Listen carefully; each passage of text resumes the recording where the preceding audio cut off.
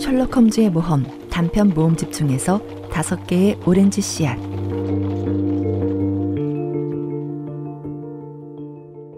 (1882년부터 1890년까지) 셜록 홈즈와 나의 노트 기록을 볼 때 기이하고 흥미로운 사건들이 많아서 어떤 사건을 고르고 버려야 할지 결정하기는 쉽지 않다.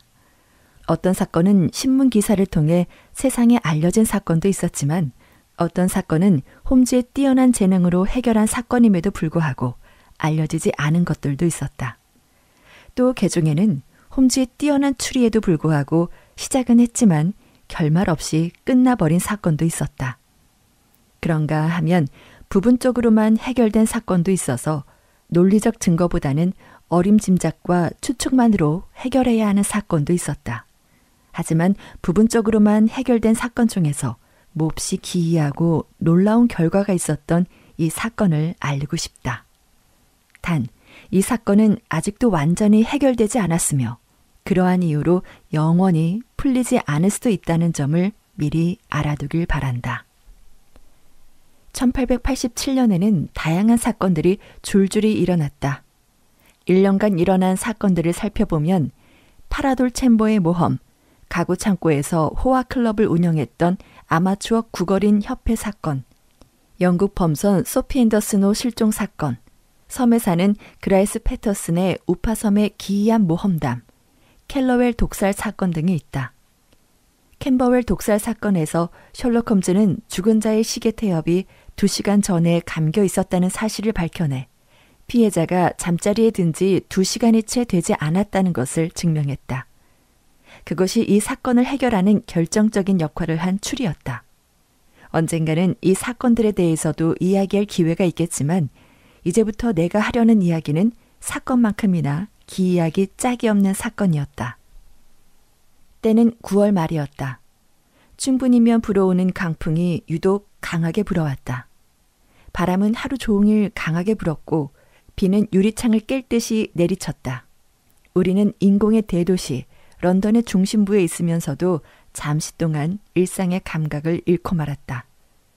저녁이 되자 폭풍우는 더욱 거세져 바람은 굴뚝 속에서 어린아이처럼 울부짖기도 하고 흐느껴 울기도 했다. 셜록 홈즈는 무표정으로 난로 옆에 앉아 범죄 기록 자료에 색인을 달고 있었고 나는 맞은편에 앉아 클락 러셀이 쓴 재미있는 해양 소설에 푹 빠져 있었다. 집 밖에서 포효하는 폭풍우가 소설의 배경이 된 듯 빗소리는 어느덧 파도가 밀려오는 소리로 변해 있었다. 아내는 친정에 가 있었으므로 나는 2, 3일 아내가 없는 동안 다시 베이커가의 옛 하숙집에서 지내고 있었다. 나는 고개를 들어 홈즈를 보며 말했다. 어? 벨소리가 들리는군. 이런 날 누가 찾아온 거지? 홈즈, 자네 친구인가? 나한테 친구는 자네뿐이네. 누가 내 집에 찾아오는 걸 좋아하지도 않고. 그럼 의뢰인인가? 만약 그렇다면 아주 중대한 사건이겠지. 이런 날 찾아온다는 것은 여간 심각한 일이 아니고서야. 아니면 주인 아주머니의 친구가 아닐까. 그러나 홈즈의 추측은 빗나갔다. 복도를 걸어오는 발소리가 점점 커지더니 문을 두드리는 소리가 들렸다. 홈즈는 긴 팔을 뻗어 옆에 있던 램프를 집어들고 손님이 앉을 빈 의자 쪽으로 램프를 돌리고 말했다. 들어오세요.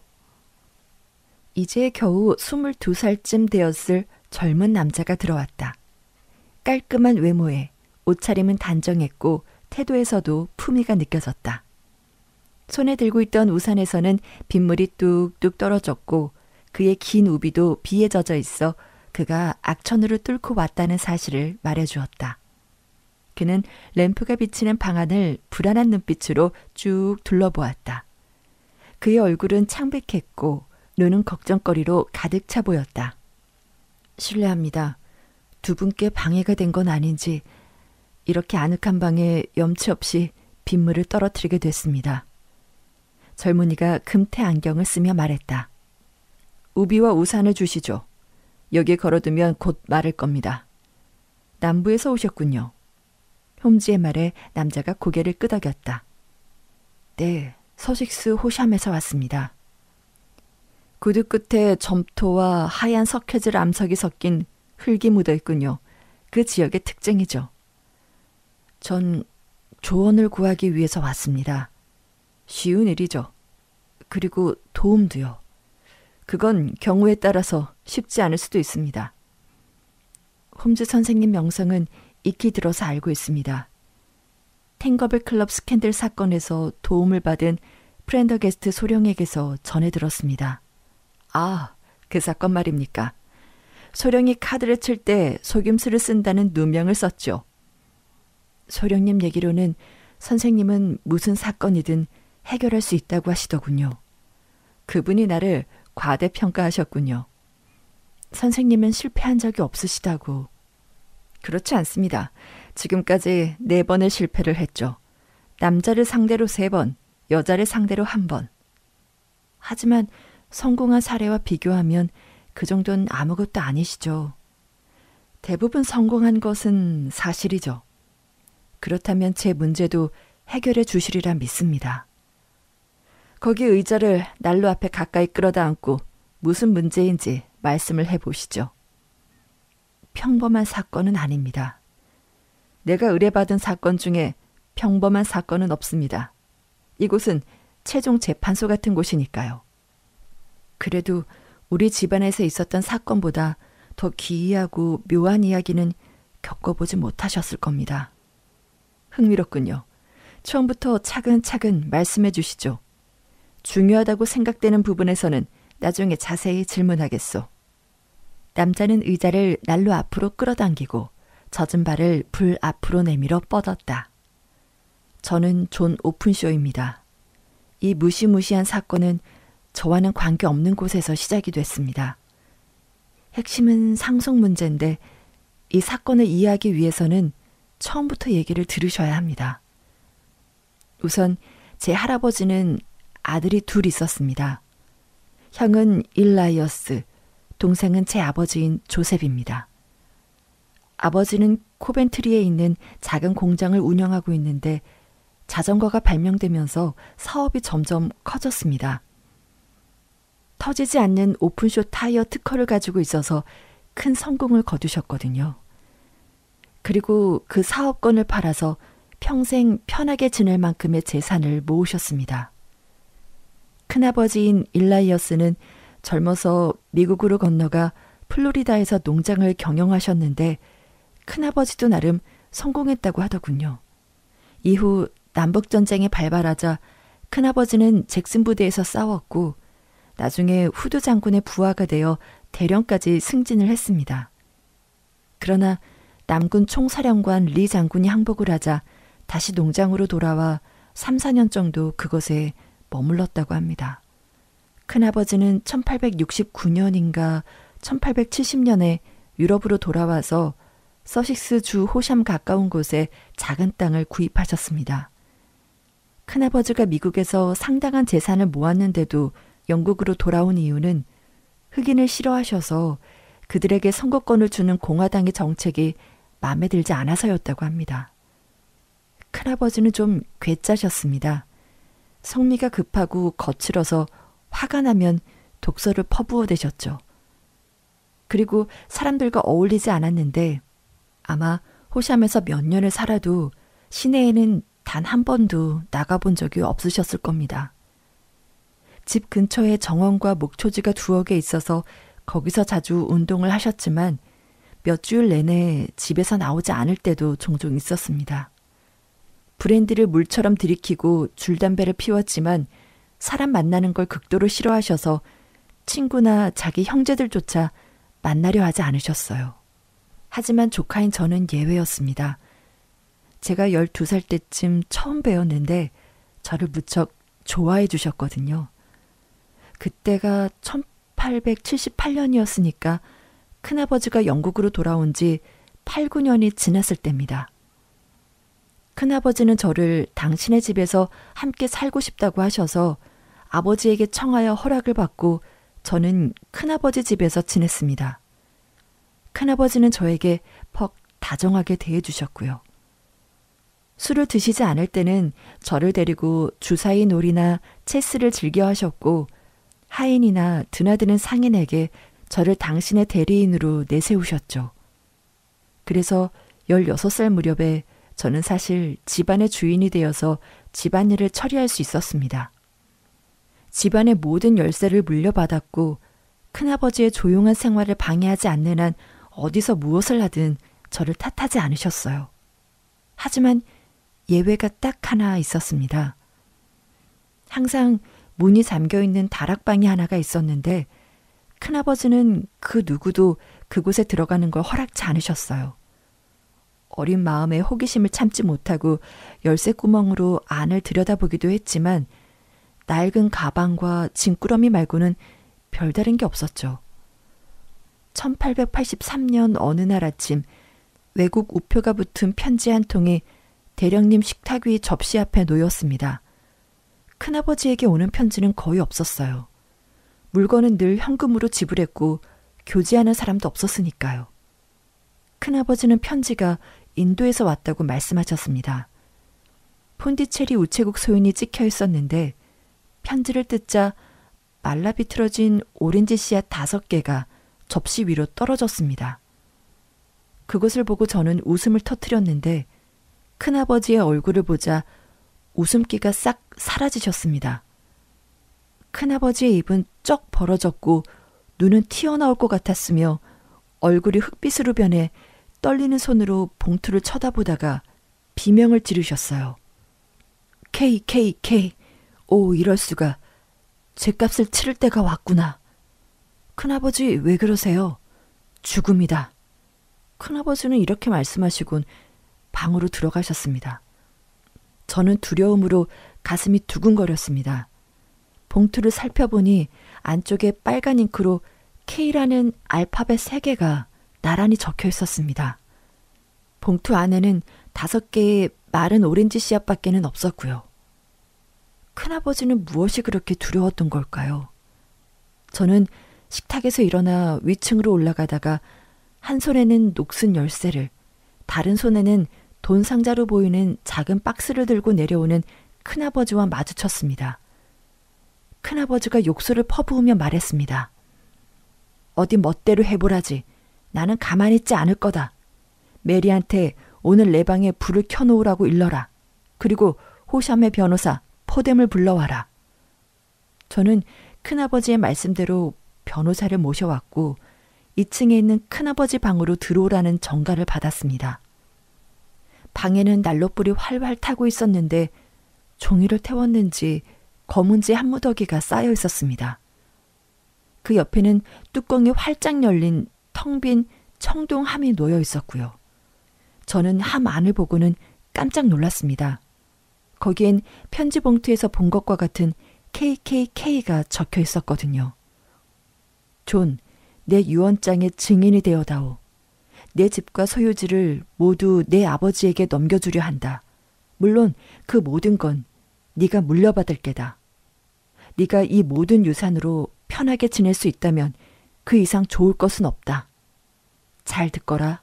만약 그렇게 될 수 없는 경우 내 충고를 받아들여 악마 같은 자들에게 넘겨주어야 한다. 어찌 될지 모를 유산을 물려주게 되어 미안하구나. 하지만 나도 일이 어떻게 될지 알 수가 없구나. 부디 포뎀 씨가 주는 서류에 서명을 하거라.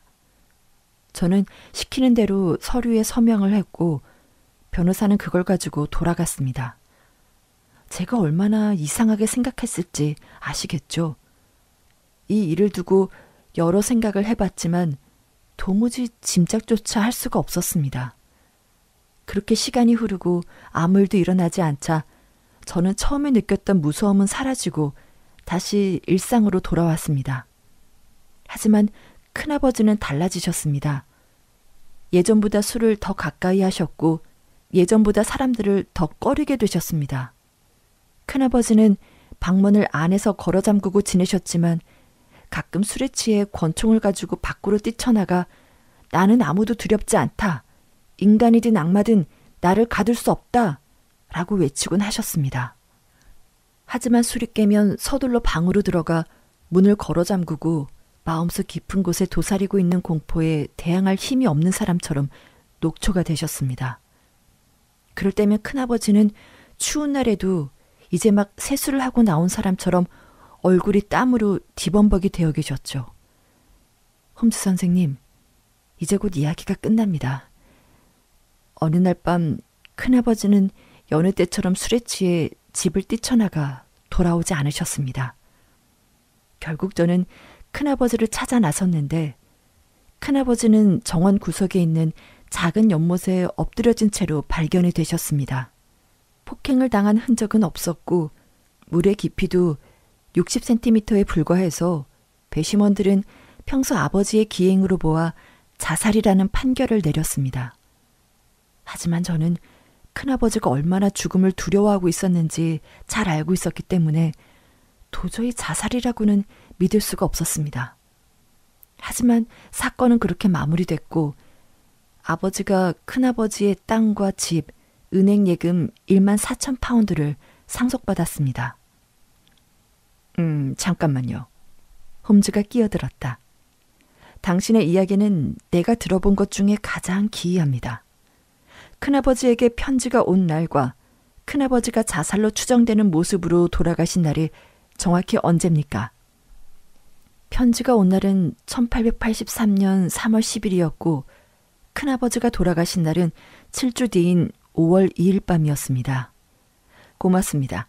이야기 계속하시죠. 아버지는 호샴의 저택을 상속받자 제 부탁으로 늘 잠겨있던 다락방을 조사하기 시작했습니다. 우선 청동함을 찾아냈지만 그 안은 텅 비어 있었어요.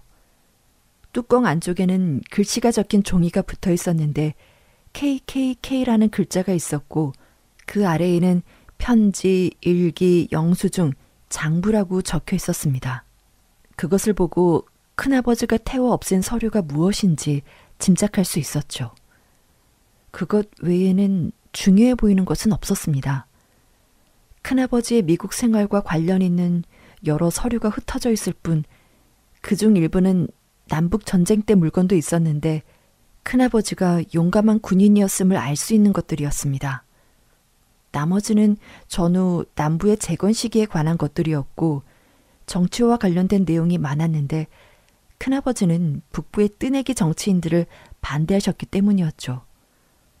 아버지가 호샴에 살게 된 것은 1884년 초였고 그해 말까지 평온한 생활이 이어졌습니다.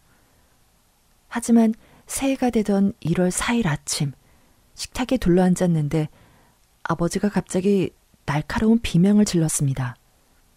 아버지는 한 손에는 막 뜯은 편지 봉투를 다른 손에는 5개의 마른 오렌지 씨앗을 들고 있었습니다. 제가 큰아버지 이야기를 할 때마다 아버지는 항상 터무니없는 소리라며 웃어 넘기셨지만 똑같은 일을 당신이 당하니 겁에 질리신 것 같았습니다. 존, 이게 어떻게 된 일이냐? 아버지는 말을 더듬었습니다. 제 마음은 무거웠습니다. KKK예요. 아버지는 봉투 안을 들여다보니 정말 그렇구나. 그런데 그 위에 이건 무슨 뜻이냐? 아버지 어깨 너머로 편지를 보니 이렇게 쓰여 있더군요. 서류를 해시계 위에 올려놓아라. 서류? 무슨 서류를 말하는 거냐? 해시계는 또 뭐지? 정원에 있는 해시계를 말하는 걸 거예요. 서류는 큰아버지가 태워 없애지 않았을까요? 여긴 문명국가다. 이런 터무니없는 장난짓거리에 놀아날 수 없다. 대체 그 편지는 어디서 온 거냐? 스코틀랜드 던디에서 보냈네요. 저는 소인을 보고 말했습니다. 이건 어느 놈이 장난친 게 틀림없다. 대체 해시계랑 서류가 나랑 무슨 상관이란 말이냐? 이런 장난에 놀아날 수 없다. 경찰에 신고할까요? 그래 봤자 웃음거리가 될 뿐이다. 그럴 필요 없어. 그럼 제가 신고할게요. 안 된다. 이런 말도 안 되는 일에 법석 떨 생각은 없다. 아버지는 한 번 아니면 아닌 고집불통이셨어요. 하지만 저는 불길한 예감에 휩싸였습니다. 편지가 온 지 사흘째 되던 날, 아버지는 포츠다운 힐의 사령관으로 있는 친구 프리바디 소령을 찾아가셨습니다. 저는 집에서 벗어나면 위험하지 않을 것 같아 아버지가 외출하는 것이 내심 기뻤고요. 하지만 그건 착각이었습니다. 아버지가 떠나고 이틀 후 소령으로부터 급히 오라는 전보를 받았습니다. 아버지는 그 부근에 파여있던 백악갱속으로 추락해 두개골이 깨지는 증상을 입고 혼수 상태에 빠진 것입니다. 나는 즉시 달려갔지만 아버지는 의식을 회복하지 못한 채 그대로 숨을 거두시고 말았습니다. 아버지는 해질녘에 돌아오시다가 그곳 지리도 잘 모르는 데다가 어두워서 발을 헛디디셨고 갱도로 떨어진 것 같았습니다. 배심원들은 사고사라고 판결했고요. 저는 아버지의 죽음에 대해 세밀하게 조사해 보았지만 타살이라 생각될 만한 점은 없었습니다. 폭행을 당한 흔적도 발자국도 도둑맞은 물건도 없었고 의심스러운 자를 목격한 사람도 없었으니까요. 그래도 저는 불안을 느꼈고 아버지가 어떤 음모에 의해 희생당하셨다는 걸 확신하게 됐습니다. 그렇게 해서 저는 불길한 상석을 받게 됐죠. 선생님께서는 왜 그 집을 처분하지 않는지 궁금하시겠죠. 제 생각에 우리를 둘러싼 이 재난은 큰아버지가 미국에서 겪었던 어떤 일과 관련이 된 것 같기 때문입니다. 이사를 가더라도 위험할 거라 판단했어요. 아버지가 돌아가신 것은 1885년 1월이었고 그로부터 2년 8개월이라는 시간이 흘렀습니다. 저는 그동안 호샴에서 행복하게 지냈습니다. 그러면서 그 무시무시한 저주가 아버지 대에서 끝나 우리 가족은 무사할 거라 생각했습니다. 그런데 제가 너무 성급했나 봅니다. 어제 아침에 충격적인 일이 제게도 똑같이 벌어졌습니다. 남자는 조끼에서 구겨진 봉투를 꺼내더니 탁자 위에 오렌지 씨앗 5개를 쏟아 놓았다. 이것이 그 봉투입니다. 소위는 런던 동부로 되어 있어요. 아버지가 받으신 것과 똑같은 편지입니다. KKK 그리고 서류를 해시계 위에 올려놓아라. 그래서 어떻게 했습니까? 아무것도 하지 않았습니다. 아무것도 하지 않았다고요? 사실 어떻게 해야 될지 모르겠습니다. 마치 뱀 앞에 놓인 토끼가 된 기분입니다. 도망칠 수도 없고 저항할 수도 없고 잔혹한 악마의 손에 붙잡혀서 아무리 발버둥을 쳐도 헤어나올 수 없을 것만 같습니다. 아닙니다. 아니에요. 당신은 뭐라도 해야 됩니다. 그렇지 않으면 당신도 당하고 말 거예요. 이렇게 절망에 빠져 있을 때가 아닙니다. 홈즈가 말했다. 경찰을 찾아갔습니다. 아, 그러셨군요. 하지만 그들은 제 얘기를 듣더니 웃더군요. 큰아버지와 아버지의 죽음도 그냥 사고 사일 뿐 배심원들이 판결했듯이 편지와 사고는 아무 관계가 없다고 말이죠. 그 말을 들은 홈즈는 주먹을 불끈 쥐고 휘두르며 외쳤다. 어리석은 것들. 그래도 경찰을 한 명 집으로 보내주었습니다. 아, 그럼 그 경찰과 함께 왔습니까? 아니요. 그 경찰의 임무는 저와 함께 집에 있는 거니까요. 홈즈가 다시 주먹을 흔들며 말했다. 당신은 왜 나에게 왔습니까? 아니, 왜 곧바로 여기로 오지 않았습니까? 몰랐습니다.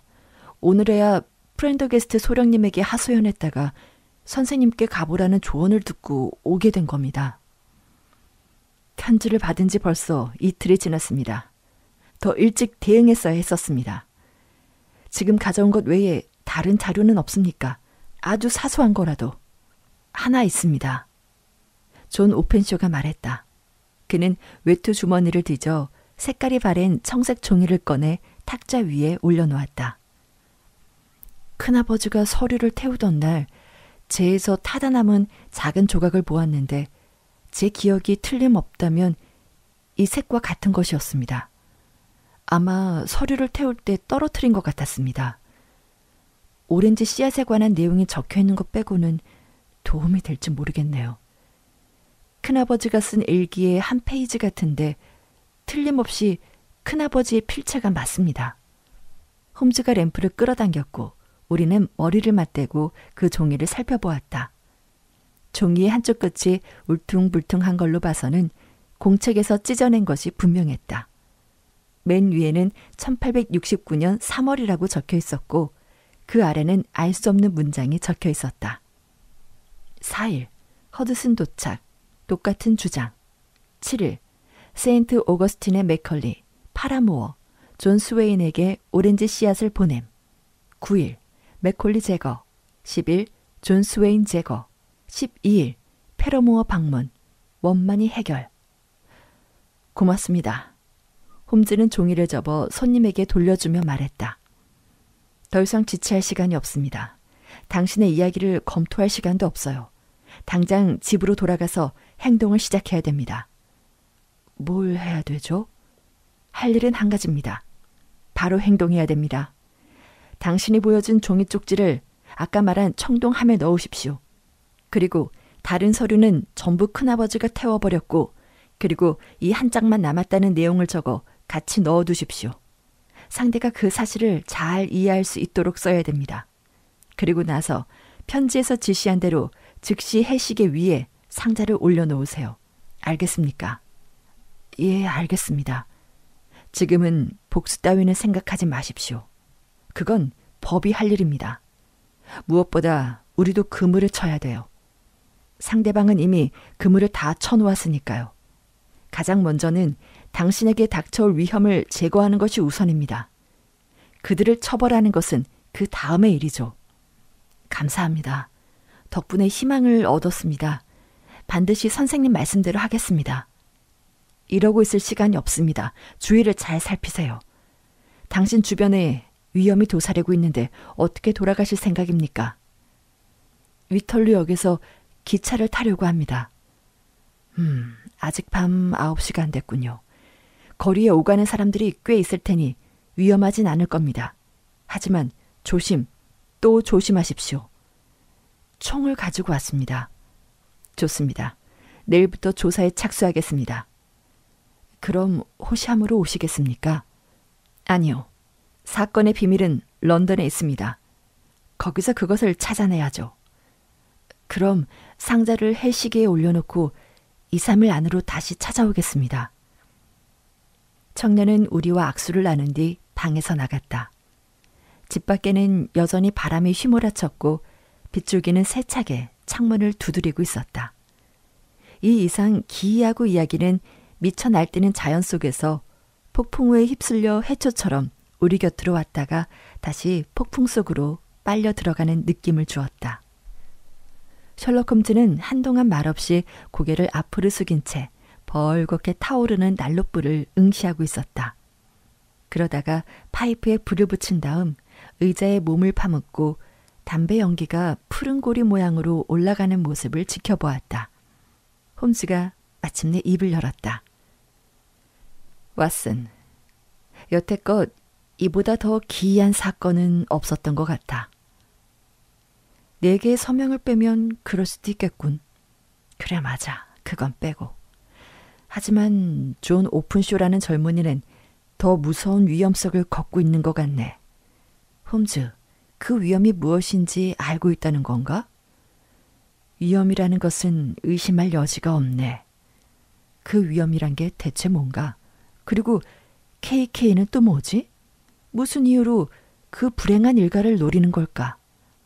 셜록 홈즈는 눈을 감은 채 양쪽 팔꿈치를 의자 팔걸이에 얹고 손가락 끝을 모았다. 이상적인 논리적 능력을 갖추고 있는 사람이라면 온갖 가능성을 지닌 하나의 사실을 알게 되었을 때 그에 이르게 된 모든 사건들의 의미와 미래에 일어날 일들까지도 추론해낼 수 있네. 키비에가 뼈 하나를 관찰하는 것으로도 그 동물의 전체 모습을 정확히 그려낼 수 있듯이 일어난 사건들 중에서 하나의 고리를 완전히 이해한 관찰자라면 그 앞뒤로 이어져 있는 고리에 대해서도 정확히 그려낼 수 있어야 하지.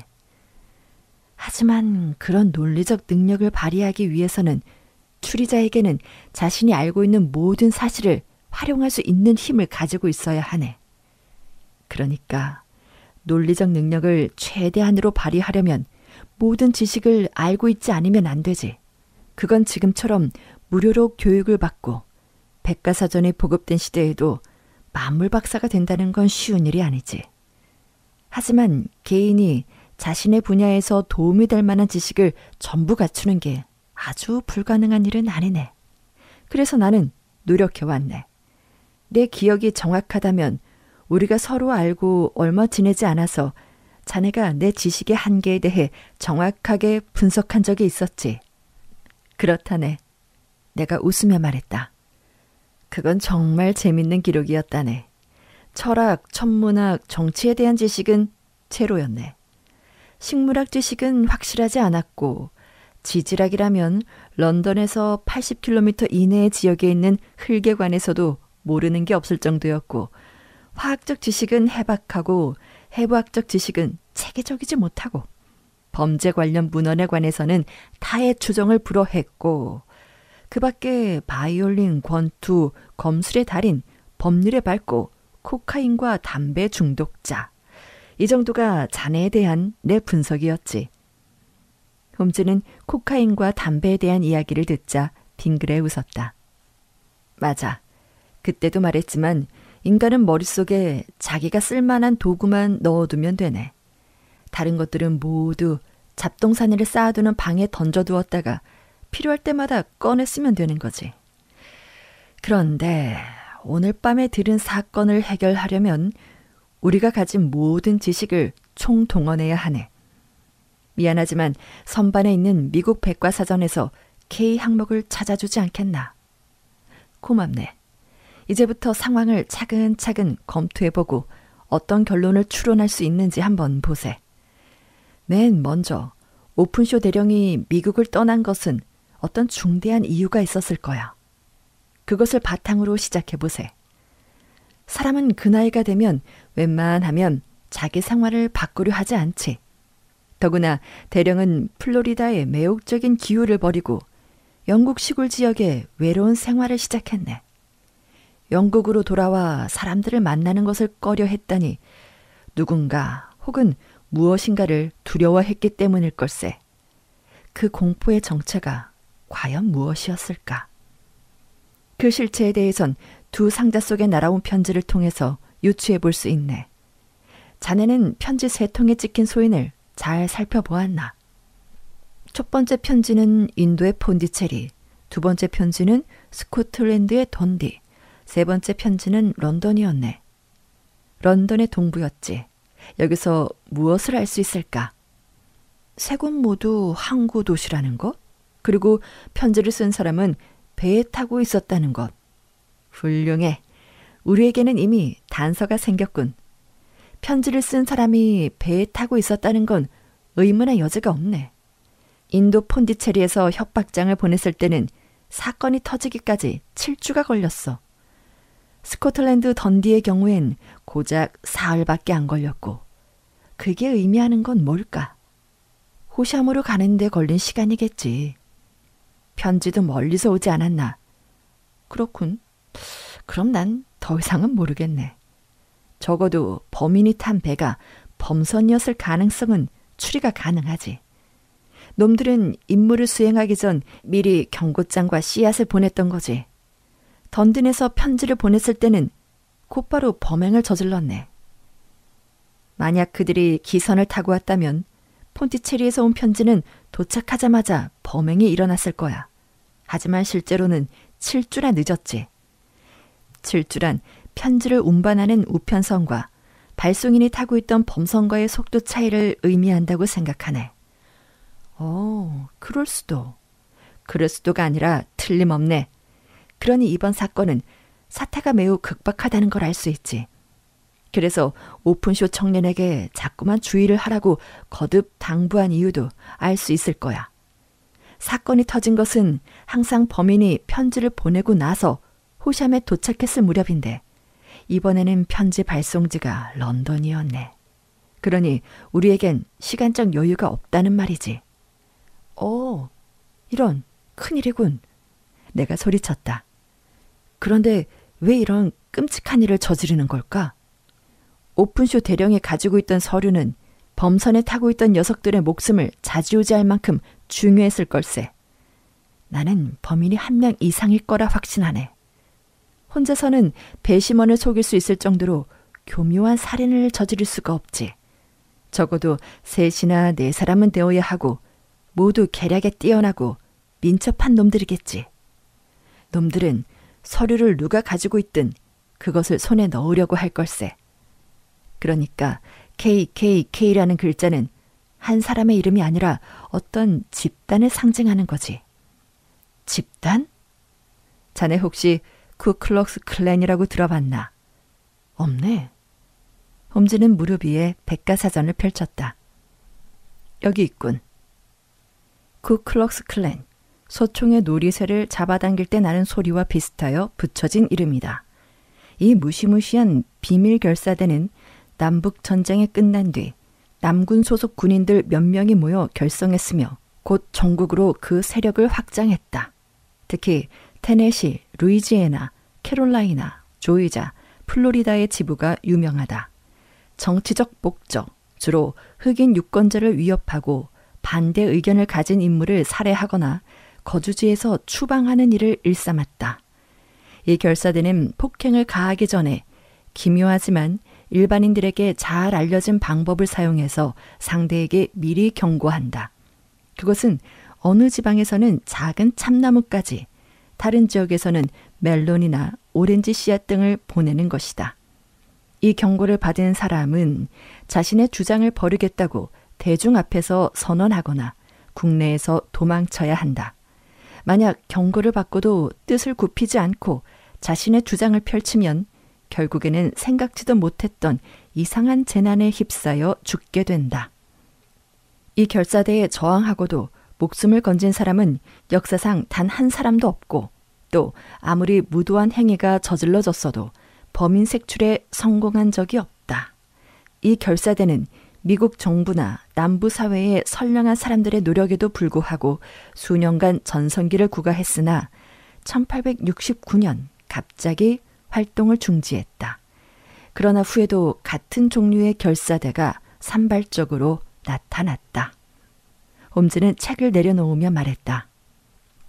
자네도 눈치챘겠지만 KKK의 갑작스러운 해체는 오펜쇼 대령이 서류를 들고 미국에서 자취를 감춘 시점과 일치하네. 이 두 가지는 원인과 결과라 해도 좋을 거야.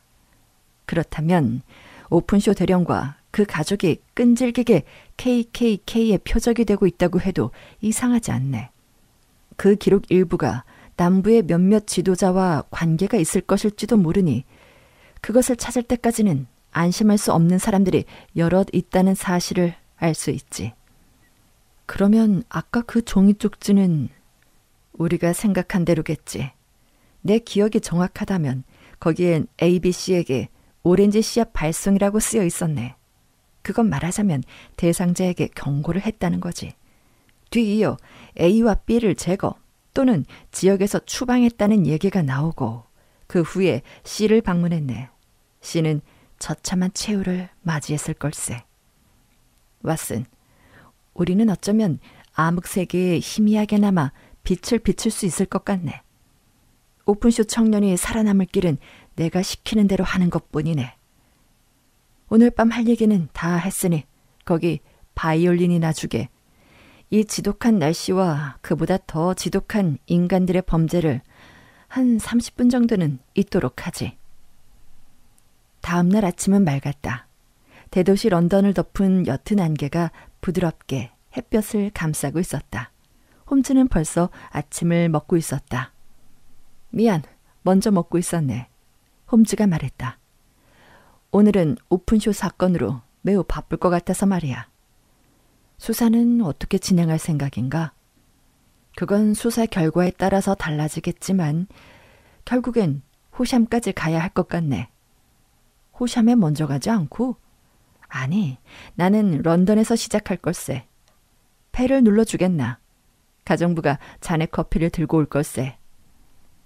기다리는 동안 나는 아직 아무도 읽지 않은 신문을 식탁 위에 집어들고 읽기 시작했다. 그런데 기사를 보는 순간 심장이 멈춰버리는 듯했다. 내가 외쳤다. 홈즈, 이미 늦었네. 홈즈가 커피잔을 내려놓았다. 이런, 걱정하던 일이 벌어졌단 말인가. 어떻게 당했나? 오픈쇼라는 이름이 눈에 띄기에 봤더니 기사 제목은 위털로 다리의 비극이군. 읽어보겠네. 어젯밤 9시에서 10시 사이 H서의 쿡 순경은 위털로 다리 부근에서 근무 중 사람 살려라는 외침과 물이 튀는 소리를 들었다. 행인이 몇 명 달려와 도왔지만 심한 비바람과 어둠 때문에 구조는 엄두도 낼 수 없었다. 그러나 경보에 의해 수상 경찰이 출동, 사체 인양에는 성공했다. 신원은 주머니에 들어있던 봉투에 의해 호샴 부근에 사는 존 오픈쇼라는 신사로 밝혀졌다. 그는 막차를 타기 위해 역으로 급히 가던 중 칠흑 같은 어둠 때문에 길을 잘못 들어 증기선 선착장에서 실족한 것으로 추정된다. 사체에는 폭행 흔적이 발견되지 않아 불행한 사고사가 틀림없다. 이 사건을 계기로 당국은 강변 선착장의 안전시설에 대한 점검에 나설 전망이다. 우리는 한동안 말없이 앉아 있었다. 그렇게 풀죽은 홈즈의 모습을 본 적이 없었다. 왓슨, 내 자존심에 커다란 상처를 입었네, 왓슨. 그는 마침내 입을 열었다. 물론 하찮은 개인 감정이지만 내 자존심은 상처를 입었어. 이제 이 사건은 내 문제가 됐네.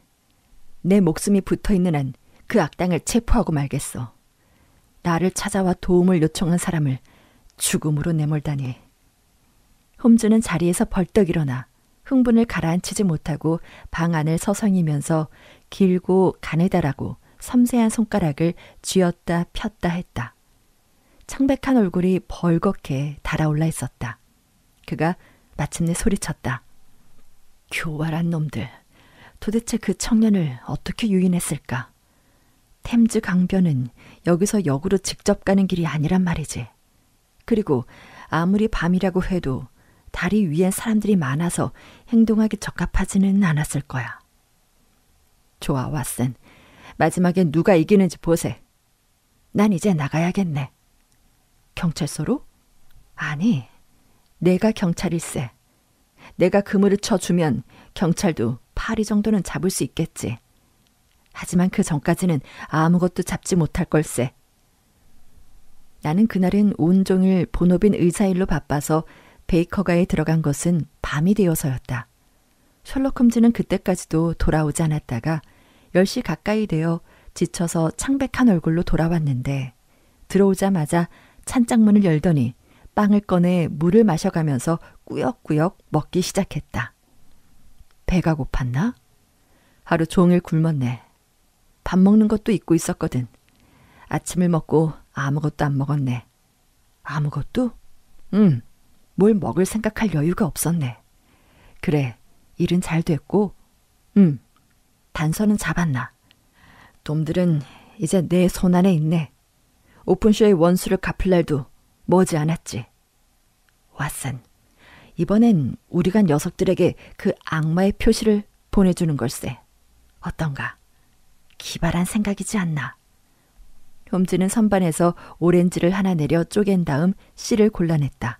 그리고 5개의 씨앗을 추려내서 편지 봉투에 집어넣었다.